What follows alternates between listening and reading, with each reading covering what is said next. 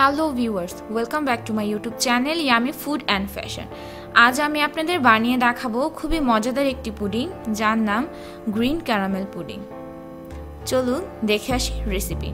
প্রথমে তৈরি করে নেব ক্যারামেল। এর জন্য একটি পাত্রে 3 টেবিল স্পুন চিনি এবং 3 টেবিল স্পুন পানি দিয়ে নাড়তে থাকবো।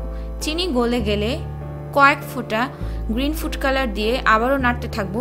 মিক্সচারটি যখন ঘন হয়ে আসবে তখন নামিয়ে যে পাত্রে পুডিং বসাবো ইমিডিয়েট সেই পাত্রে ক্যারামেলটি ঢেলে দেব, তা না হলে শক্ত হয়ে যাবে। আলাদা একটি বলে 2টি ডিম ভালোভাবে ফেটে নেব। দিয়ে দেব 4 টেবিল স্পুন চিনি গলা পর্যন্ত আবারও বিট করে নেব।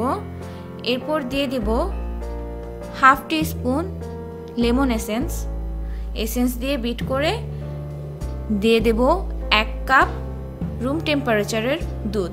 সব কিছু ভালোভাবে মিক্স করে নিয়ে যে পাত্রে পুডিং বসাবো তাতে পুডিংয়ের মিক্সচারটি ছাঁকনিতে ছেঁকে ঢালতে হবে, তা না হলে পুডিংয়ের ভেতর বাবলস চলে আসবে।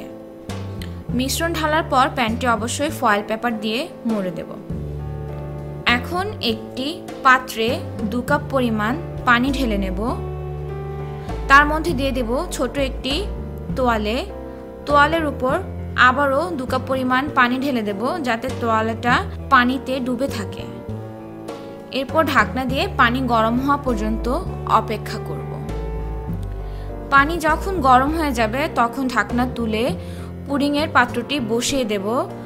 পানির পরিমাণ অবশ্যই পুডিংয়ের পাত্রের অর্ধেকের সমান হতে হবে। ভারী কিছু দিয়ে পুডিংয়ের পাত্রটি ঢেকে পুরো পাত্রটি আমরা আবার ঢেকে দেব।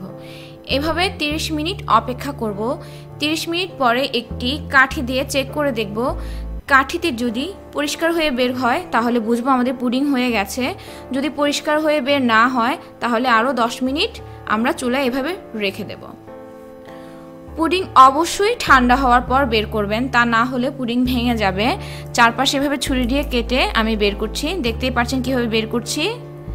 আমার পুডিং রেডি হয়ে গেছে। দেখতেই পাচ্ছেন কত সুন্দরভাবে তৈরি হয়েছে। আমি ভিতরে কেটে দেখাচ্ছি। তো আমার ভিডিও যদি আপনাদের ভালো লেগে থাকে অবশ্যই লাইক করবেন, শেয়ার করবেন, সাবস্ক্রাইব করবেন। আর কি কি রেসিপি দেখতে চান আমাকে অবশ্যই কমেন্ট করে জানাবেন।